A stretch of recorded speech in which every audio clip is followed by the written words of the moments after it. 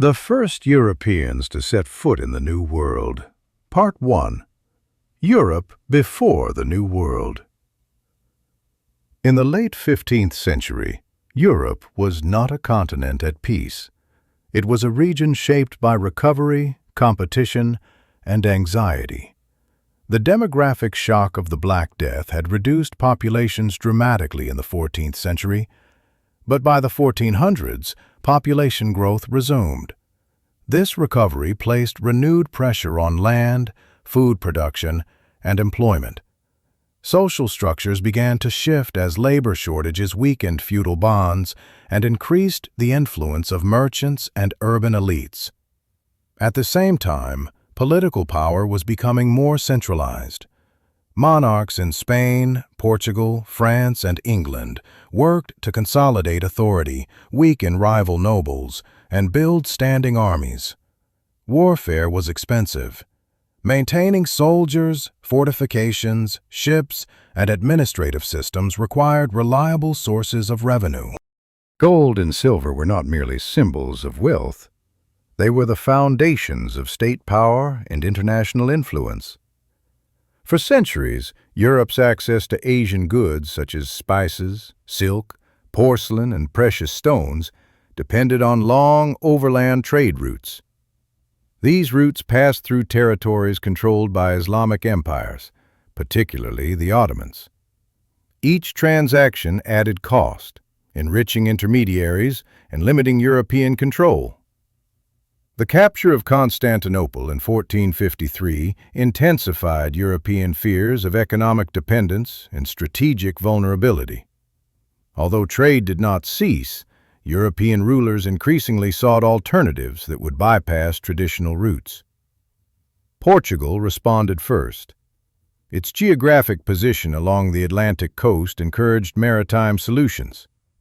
Portuguese rulers invested systematically in exploration, treating navigation as a state project rather than a private gamble. Shipbuilders refined hull designs, producing vessels capable of sailing farther from shore and surviving open ocean conditions.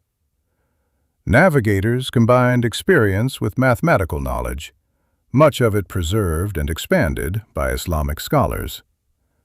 Astronomy, geometry, and improved instruments allowed sailors to estimate latitude and understand wind systems. Knowledge spread rapidly during this period. The printing press enabled maps, travel accounts, and technical manuals to circulate more widely than ever before. Exploration became part of a shared European imagination, shaped by ambition, rivalry, and religious conviction. Religion provided both motivation and justification. Christian rulers framed expansion as a sacred mission, portraying overseas exploration as a means of spreading the faith and confronting perceived non-Christian worlds. Economic ambition, political rivalry, and spiritual belief merged into a single imperial vision. Part 2. The Vikings, Europeans before Columbus. Long before these ambitions took shape, Europeans had already crossed the Atlantic. Norse sailors from Scandinavia expanded westward beginning in the late 8th and 9th centuries. Their movement was driven by environmental pressure, political consolidation, and the search for arable land. The Vikings settled Iceland and later Greenland, establishing communities that relied on fragile ecological balances. Around the year 1000, expeditions led by Leif Erikson reached lands they called Vinland. Archaeological evidence at Los Meadows in Newfoundland confirms the presence of Norse buildings, iron working, and ship repair. These settlements were never large or permanent. Distance from Greenland and Europe made supply difficult. Limited population restricted expansion. Encounters with indigenous peoples, remembered in Norse sources as skrallings, ranged from trade to violent conflict. Without reinforcements or sustained support, Norse settlers withdrew. The Viking voyages demonstrate that European contact with the Americas was possible long before Columbus. However, these early crossings failed to create lasting connections. Knowledge of Vinland faded, and Europe did not yet possess the economic or political structures needed to sustain transatlantic engagement. The first Europeans to set foot in the New World, Part 3, Christopher Columbus and the Voyage of 1492. Christopher Columbus was born in Genoa in 1451, a port city deeply connected to Mediterranean trade networks. Genoa was a place where merchants, sailors, and cartographers exchanged knowledge daily, and Columbus grew up immersed in maritime culture. From a young age, he sailed on commercial voyages throughout the Mediterranean and along the Atlantic coast of Africa, gaining first-hand experience of navigation, winds, currents, and the dangers of long-distance sea travel. Columbus was largely self-educated. He studied maps, religious texts, and classical works attributed to ancient geographers such as Ptolemy. Like most educated Europeans of his era, Columbus accepted that the Earth was spherical. This was not controversial among scholars. The crucial disagreement concerned distance. Columbus believed the circumference of the Earth was far smaller than it truly was, and that Asia extended much farther east than it did in reality. By combining these errors, he convinced himself that Japan and China could be reached quickly by sailing west from Europe. Professional navigators and scholars disagreed. Portuguese experts, who had extensive experience sailing the Atlantic and African coasts, calculated that the westward distance to Asia would be far greater than Columbus claimed. They rejected his proposal, not because they believed the Earth was flat, but because they believed the journey would be impossibly long and dangerous. Spain's decision to support Columbus was shaped by political circumstances rather than scientific agreement. In January 1492, the Spanish monarchy completed the Reconquista by capturing Granada, ending centuries of Muslim rule on the Iberian Peninsula. This victory strengthened royal authority and fostered a sense of religious mission. Spain now sought opportunities to compete with Portugal, which dominated African and Indian Ocean routes. After years of negotiation, Columbus secured royal backing. The terms were extraordinary. He was granted the titles of Admiral of the Ocean Sea, Viceroy, and Governor of any lands he claimed, along with a share of future profits. These privileges reflected Columbus's confidence and the Spanish crown's willingness to gamble for strategic advantage.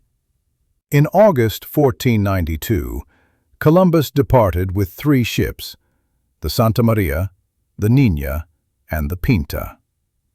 The voyage across the Atlantic tested endurance and authority. As days turned into weeks without landfall, fear spread among the crew. Sailors worried about running out of supplies and being lost at sea. Columbus managed descent through discipline, persuasion, and deception, deliberately recording shorter distances in the ship's log shown to the crew. On October 12, 1492, land was sighted. Columbus had reached the Caribbean, likely an island in the Bahamas. He believed he had arrived near Asia and referred to the local inhabitants as Indians. The people he encountered were the Taino, members of societies with established agriculture, fishing, trade networks, and social hierarchies. Initial encounters involved cautious exchange. The Taino showed curiosity toward the newcomers, while Columbus noted their generosity and lack of metal weapons. Almost immediately, he interpreted these observations as signs of vulnerability. In his writings, Columbus described the Taino as suitable for conversion and forced labor. Exploitation followed quickly. Columbus demanded tribute, seized captives, and laid the groundwork for colonial domination. European diseases spread rapidly, weakening communities that had no immunity. Violence escalated as resistance emerged. Columbus returned to Spain in 1493, claiming success. His reports triggered further expeditions and intensified European interest in the newly encountered lands. Over 4 voyages, Columbus explored much of the Caribbean and parts of Central and South America. Despite mounting evidence, he never accepted that he had encountered a previously unknown continent. Columbus's governance proved brutal and ineffective. Settlers complained of mismanagement and cruelty. In 1500, royal officials arrested him and removed him from power. Though later released, he never regained his former authority.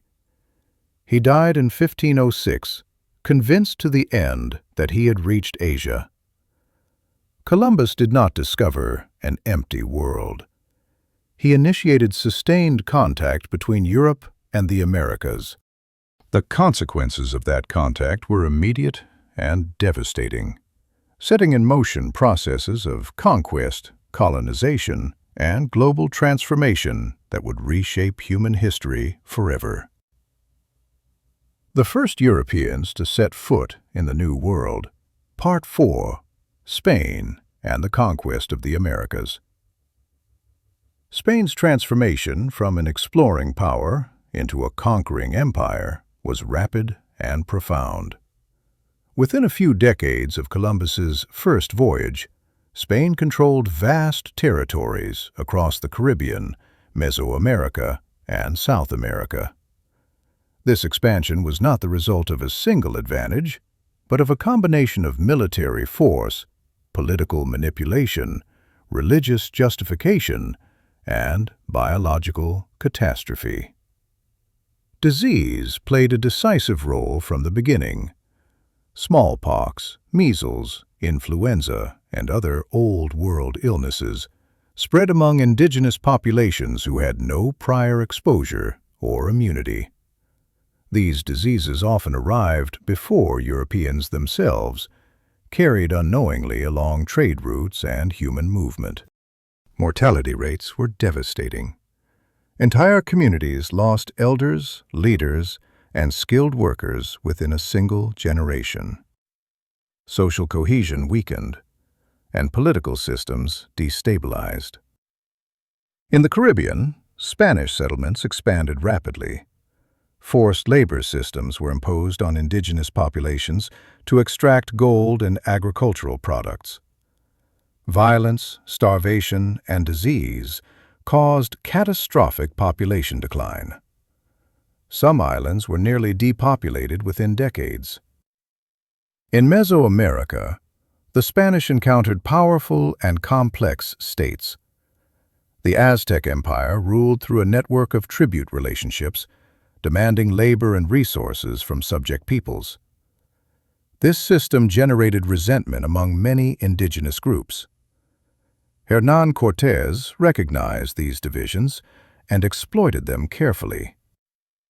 When Cortés entered the Aztec capital of Tenochtitlan in 1519, he did so with indigenous allies who viewed the Spanish as potential partners against Aztec dominance. Initial encounters were cautious and tense. The balance of power shifted dramatically when smallpox entered the city, killing a significant portion of the population and undermining political authority. The siege and fall of Tenochtitlan in 1521 marked the collapse of Aztec imperial power.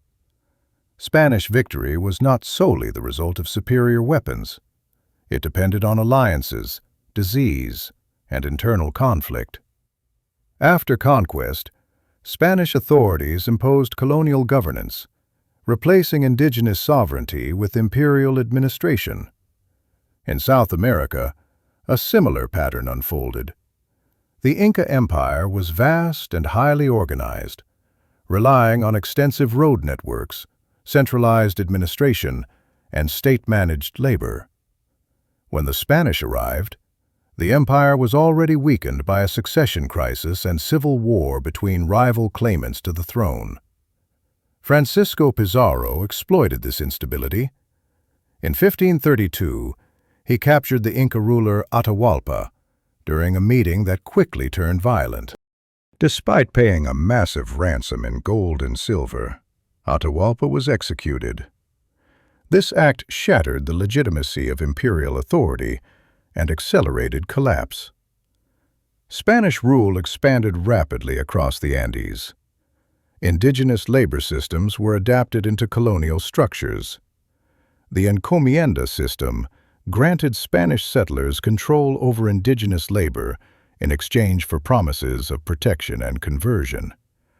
In practice, this resulted in coercion, violence, and widespread abuse. Missionaries accompanied soldiers and administrators. Some advocated for the protection of indigenous peoples, while others enforced religious conformity and suppressed traditional practices. Conversion reshaped belief systems, languages, and daily life across vast regions. The wealth extracted from the Americas transformed Spain. Silver from mines such as Potosí flowed into Europe, funding wars and expanding global trade. At the same time, the human cost was immense. Indigenous populations declined dramatically, and entire societies were reshaped or destroyed. Spanish conquest was not inevitable or uncontested.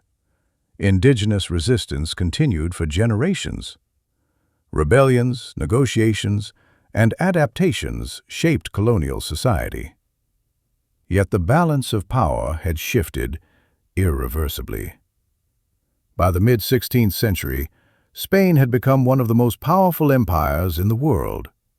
Its dominance rested on conquest, coercion, and the exploitation of the New World. The legacy of this expansion would shape the Atlantic world and global history for centuries to come. The first Europeans to set foot in the New World, Part 5. Portugal, Brazil, and the Atlantic plantation system. While Spain built an empire through conquest of large indigenous states, Portugal followed a different but equally transformative path. Portuguese involvement in the Americas centered on Brazil, a vast territory claimed in 1500 after the arrival of Pedro Álvares Cabral. At first, Portugal showed limited interest in large-scale settlement. Early activity focused on coastal trade, particularly the extraction of Brazil wood, valued in Europe for its red dye. Relations with indigenous peoples were initially based on exchange, but this balance did not last. As European demand increased, coercion and violence followed. Indigenous communities were forced into labor, displaced from their lands, or destroyed by disease. The population decline was severe, weakening resistance and disrupting social structures. The true transformation of Brazil came with sugar. By the mid-16th century, sugar plantations dominated the colonial economy. Sugar production required large amounts of land, capital, and labor.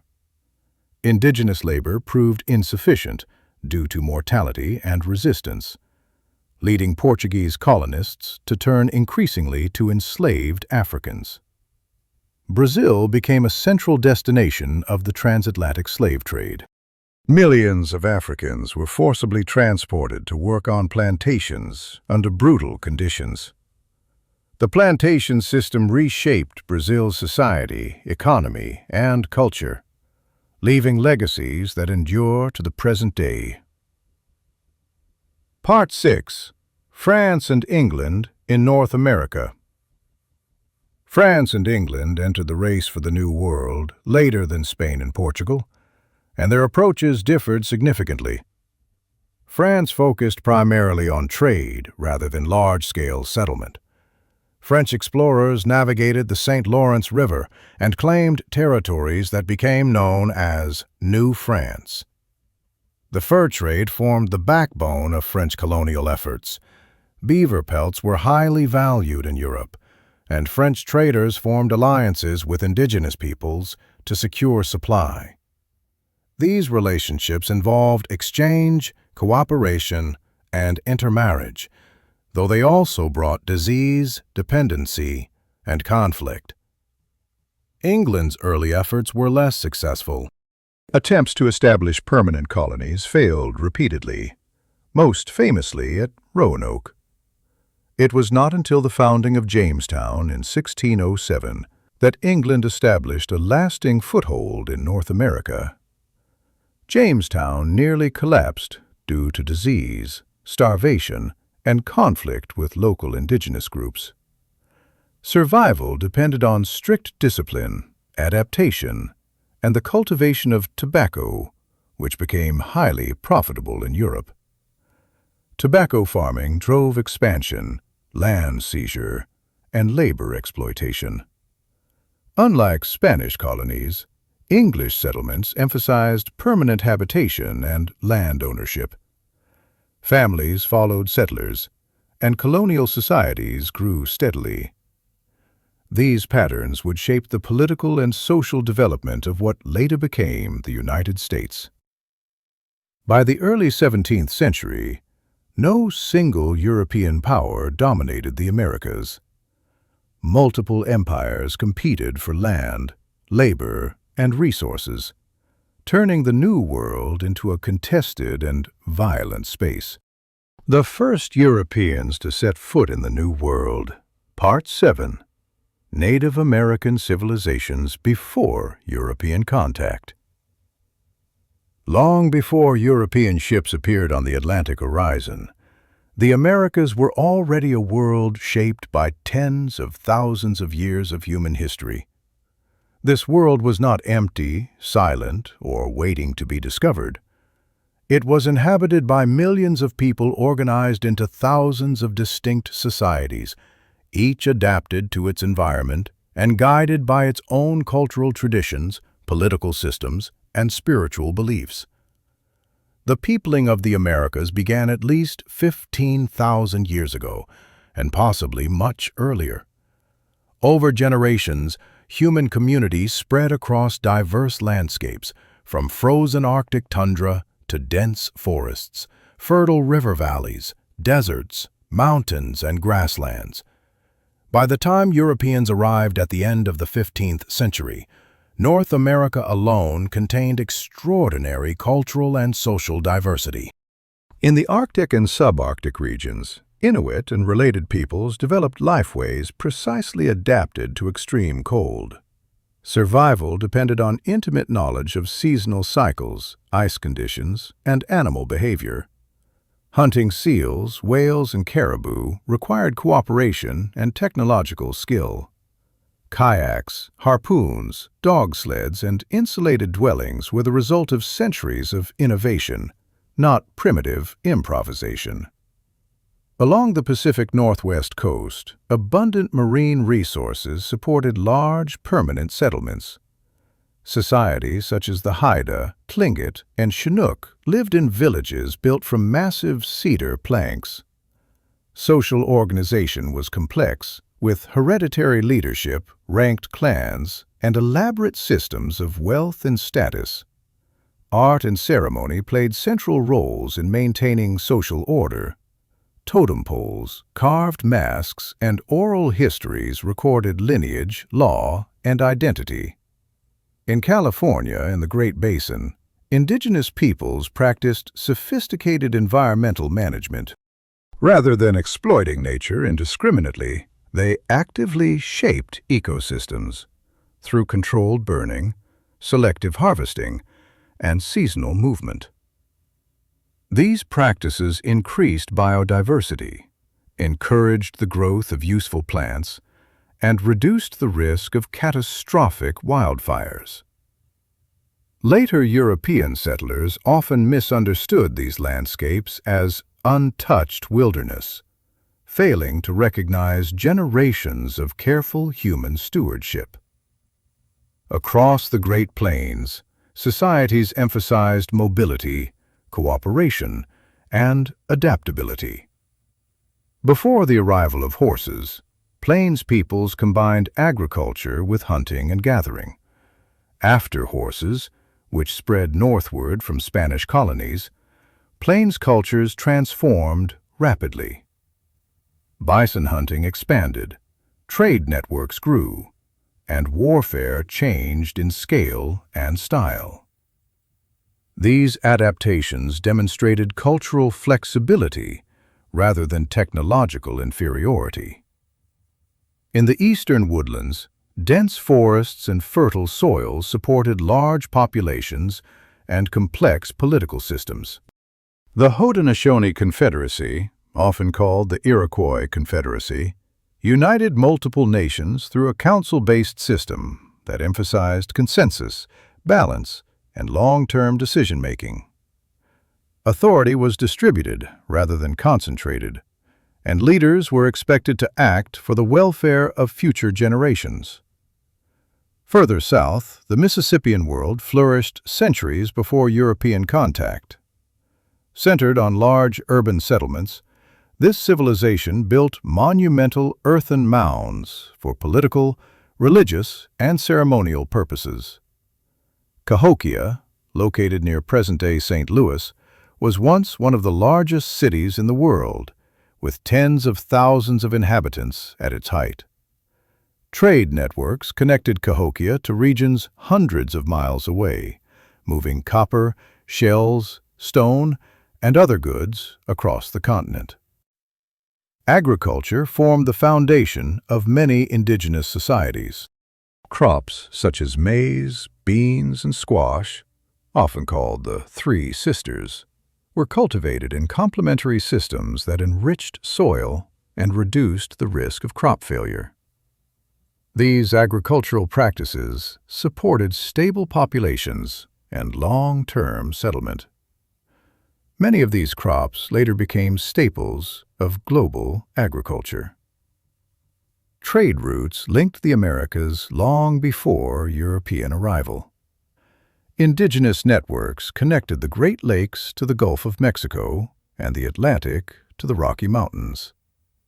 Along these routes traveled not only goods, but ideas, technologies, artistic styles, and spiritual concepts.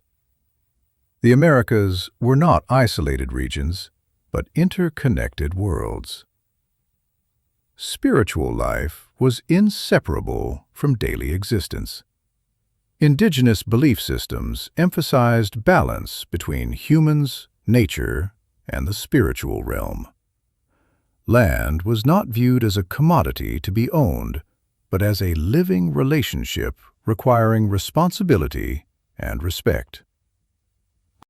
These worldviews shaped governance, social norms, and environmental practices.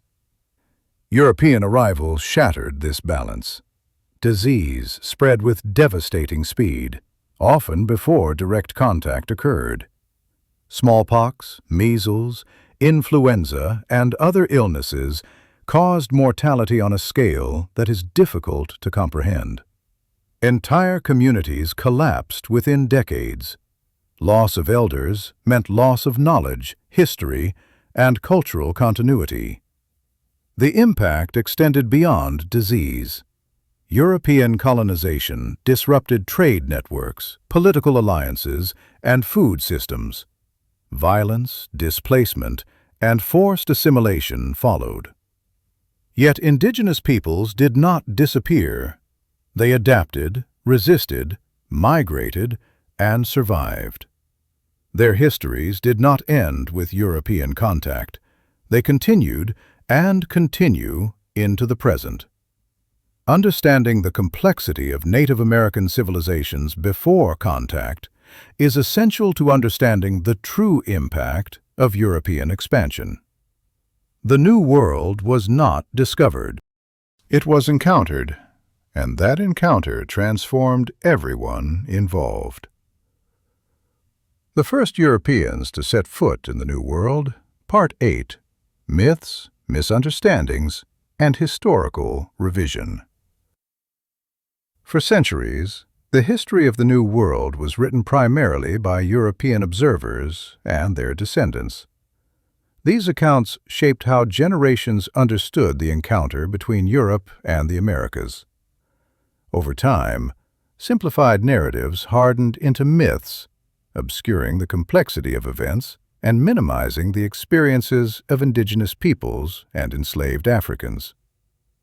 Modern historical scholarship has worked to dismantle these myths and replace them with interpretations grounded in evidence and multiple perspectives.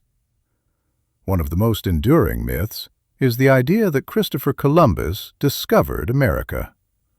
This narrative suggests a moment of heroic revelation, as if the continents had been unknown or empty before European arrival. In reality, the Americas were already populated by millions of people with long histories and rich cultures. European awareness did not create the Americas, it merely encountered them. Closely related is the myth that medieval Europeans believed the Earth was flat.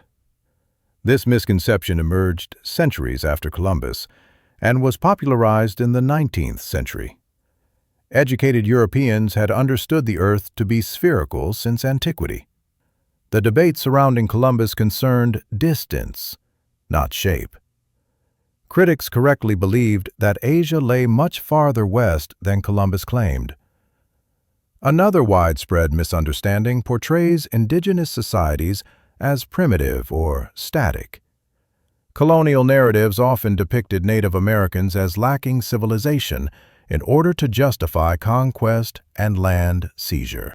Archaeology, anthropology, and indigenous scholarship have demonstrated that pre-contact societies developed advanced agriculture, urban centers, engineering, astronomy, and political systems adapted to their environments. The idea that European conquest was swift and inevitable is also misleading.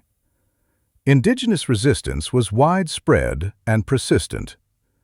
Many early European colonies failed. Survival often depended on alliances with native communities, who provided knowledge of local environments, food sources, and trade networks. European dominance emerged gradually and unevenly, not as an unstoppable force. Disease is frequently described as an accidental tragedy divorced from human agency. While Europeans did not initially understand germ theory, they quickly recognized the devastating effects of disease on indigenous populations. In some cases, colonizers exploited outbreaks to expand control, taking advantage of weakened communities and social disruption. Historical memory softened these realities. Textbooks, monuments, and national celebrations emphasized exploration and progress, while minimizing violence, enslavement, and displacement. Figures such as Columbus were elevated as symbols of national origin, rather than examined as historical actors with complex legacies.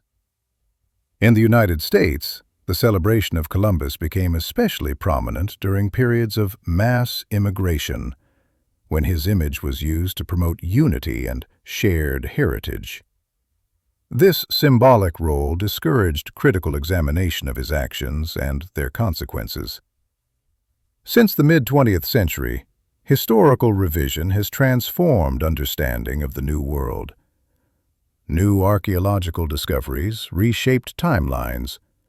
Oral traditions gained recognition as legitimate historical sources.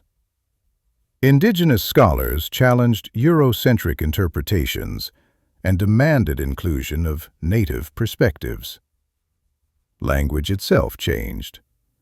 Terms such as discovery and New World were questioned. Historians increasingly adopted concepts such as encounter, contact, and colonization to better reflect historical realities. Revising history does not mean erasing the past. It means confronting it honestly. Myths simplify history to make it comfortable. Scholarship complicates it to make it true. The process of historical revision continues. As new evidence emerges and societies reassess their values, interpretations of the past evolve.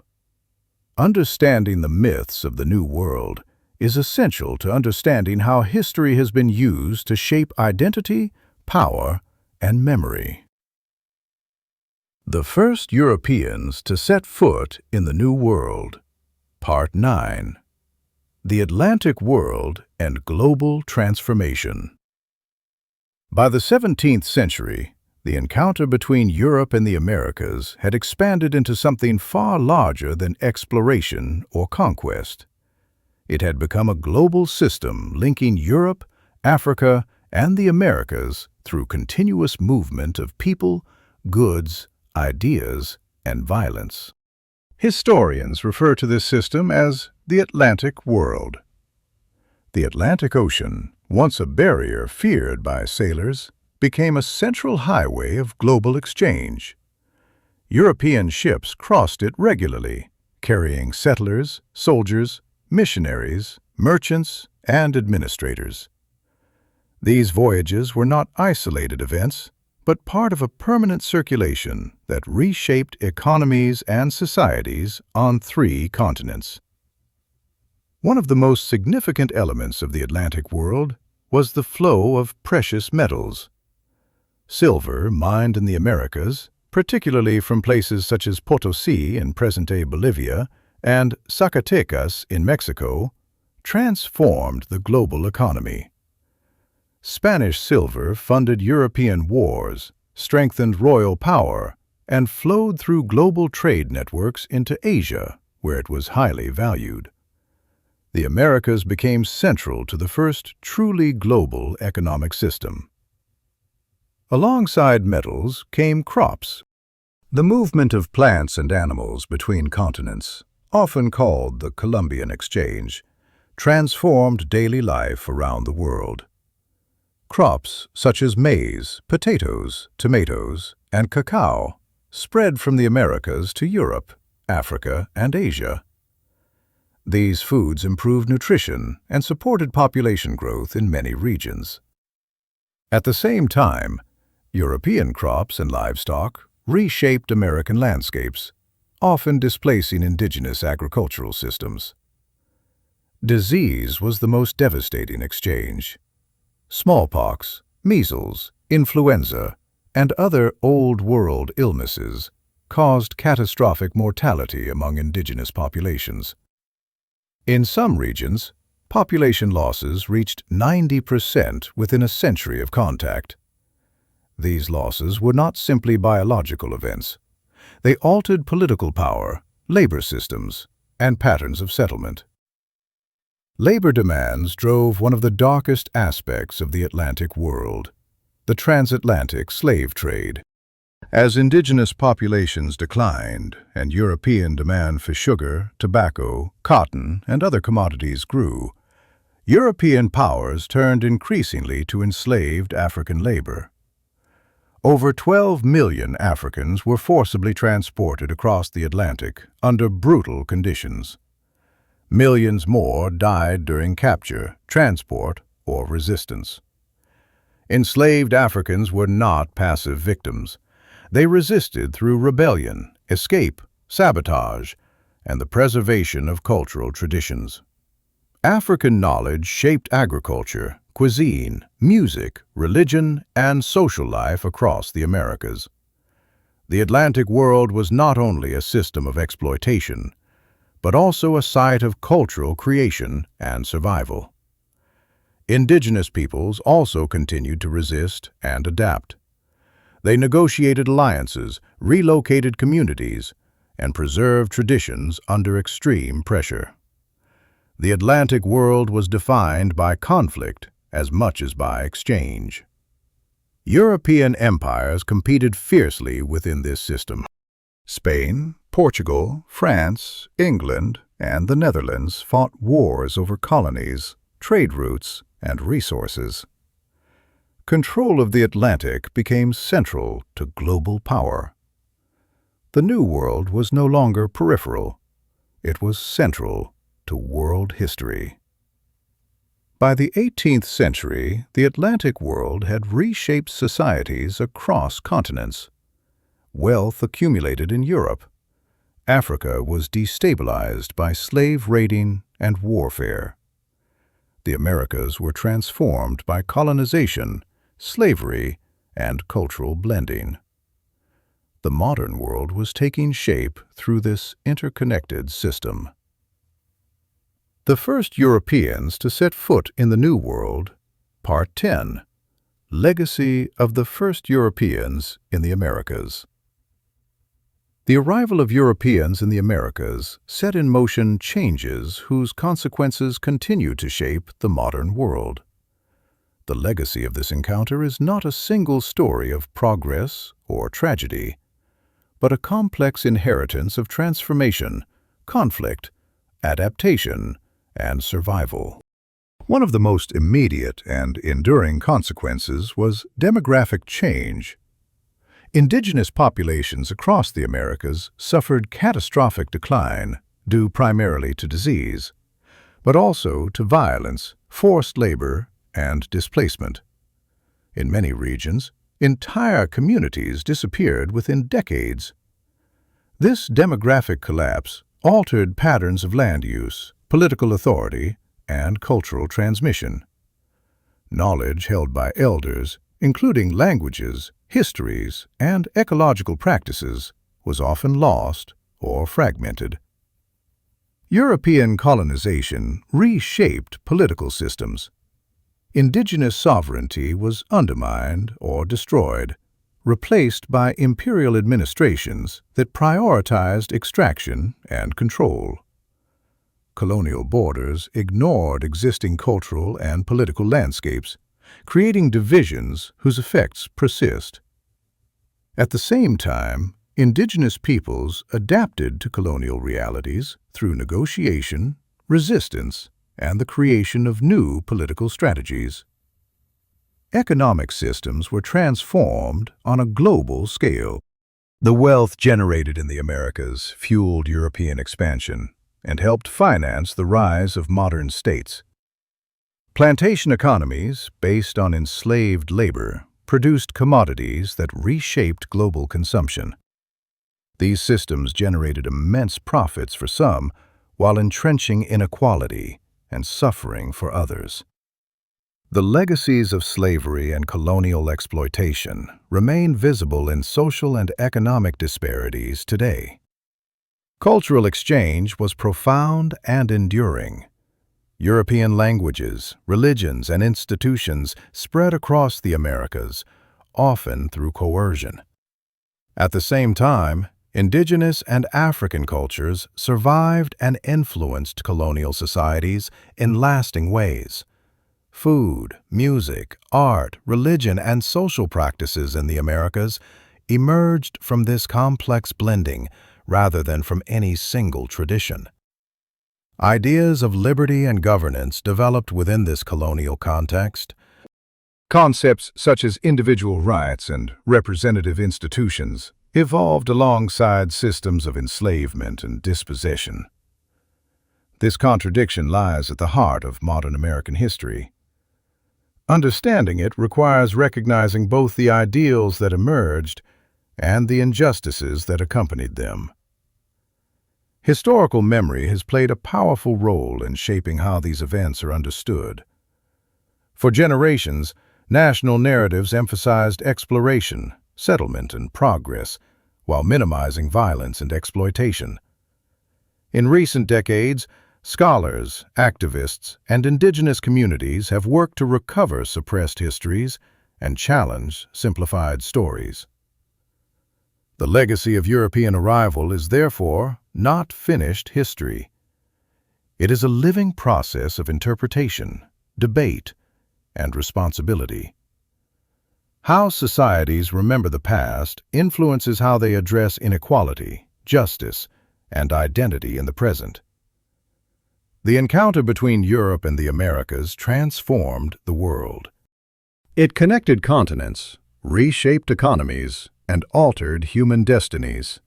Understanding this legacy is essential, not to assign blame alone, but to grasp the origins of the modern world and the responsibilities inherited from its beginnings.